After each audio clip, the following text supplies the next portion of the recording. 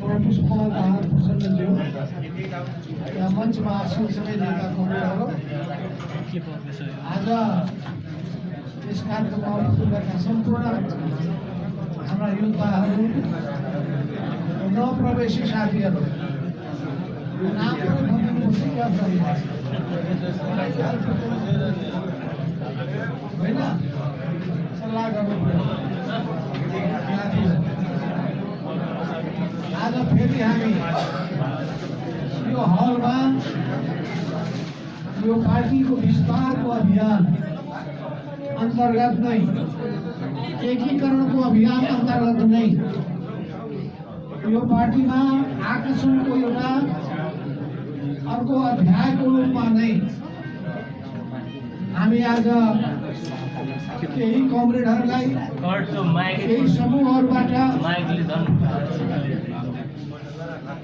विद्रोह गरेर अलग समूह कसैले बनाएर कसैले समूहलाई ल्याएर नेपाली कम्युनिस्ट पार्टीमा एकताबद्ध हुनुभएको छ। यसमा खास गरिकन फेरि पनि मैले चर्चा गर्नुपर्छ कि उहिले तत्कालीन समयमा नेकपा माले बन्नुभन्दा पहिले कोर्डिनेसन कालमा माले बन्ने बित्तिकै तपाईँलाई थाहा छ 32 सालमा कोर्डिनेसन बन्यो, 35 सालमा नेकपा माले बन्यो, 47 सालमा नेकपा एमाले बन्यो। त्यो बेलामा एउटा सेन्टरको रूपमा हेटौडा पनि पर्दथ्यो। काठमाडौँको कालीमाटी जस्तै हेटौडाको ठ्याक्क वन क्याम्पसको अगाडिको एउटा घर विद्युत बद्रा कर्मचारीको घर केही छ कि के घर के छ बुवाहरू बुवालाई म दाबी गर्न चाहन्छु। अब उहाँको बुवा उहाँको आमा उहाँका दिदी बहिनीहरू अत्यन्तै सहयोगी।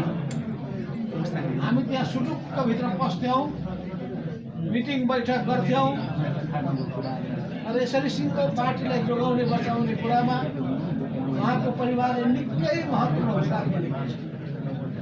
यस सम्बन्धमा हाम्रो रजत खन्दनवाला मैले किन बोलाएको भने भन्नलाई तेह्रथुम भने पनि धेरैले त्यसमा चिन्दैनन् उहाँलाई। खन्दनवाल नाम हटाइदिने हो भने उहाँलाई चिन्ने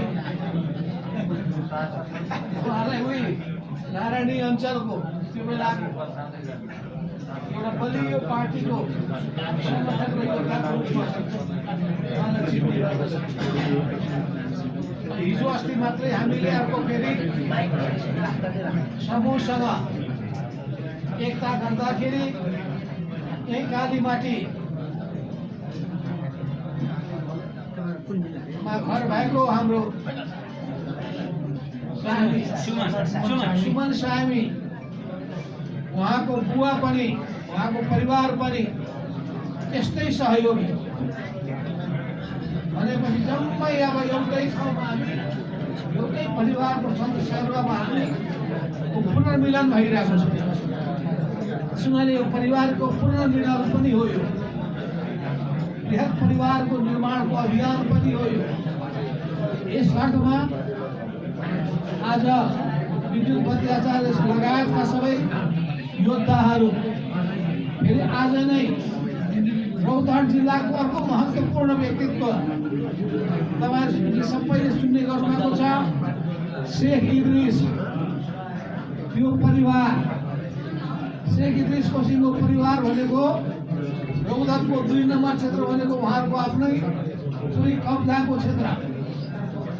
त्यहाँभित्र एउटा विद्रोह गरेर हिजो नेपाली कङ्ग्रेसमा हुनुहुन्थ्यो, आज दुई जहाँबाट कनिष्ठ पटेलले यसपटक चुनाव जित्नु पनि भयो प्रदेश सभामा, अहिले मन्त्री पनि हुनुहुन्छ मध्य प्रदेशको।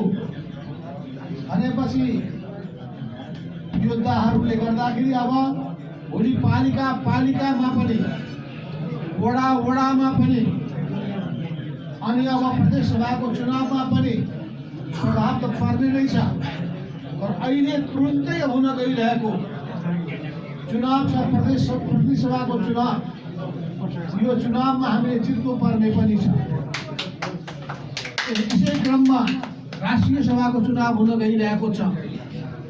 यस बेलामा हाम्रो पनि ध्यान राष्ट्रिय सभामा मतभाग, पालिकाको प्रमुख र उपप्रमुख अनि प्रदेश सभाका सदस्यहरू, यो तीनटा हुनेछन् मतदाताहरू। त्यसो गरी विभिन्न पार्टीमा भए पनि विभिन्न पार्टीभित्रको अन्तर्विरोधलाई ध्यानमा राखेर त्यो पनि हाम्रो तारा चिन्हमा नेपाली कम्युनिस्ट पार्टीको उम्मेदवारको पक्षमा भोट खसाल्नका लागि पनि लाग्नुपर्ने आवश्यकता पनि छ। यस अर्थमा पार्टी जुन एउटा विचारको जगमा पार्टी बनेको छ, यो पार्टी समाजवादको सिद्धान्तलाई केन्द्रबिन्दुमा राखेर जनता र राष्ट्रको हितको, समाजको परिवर्तनको एउटा सपनालाई साकार पार्ने सन्दर्भमा यो पार्टी निर्माण भएको छ।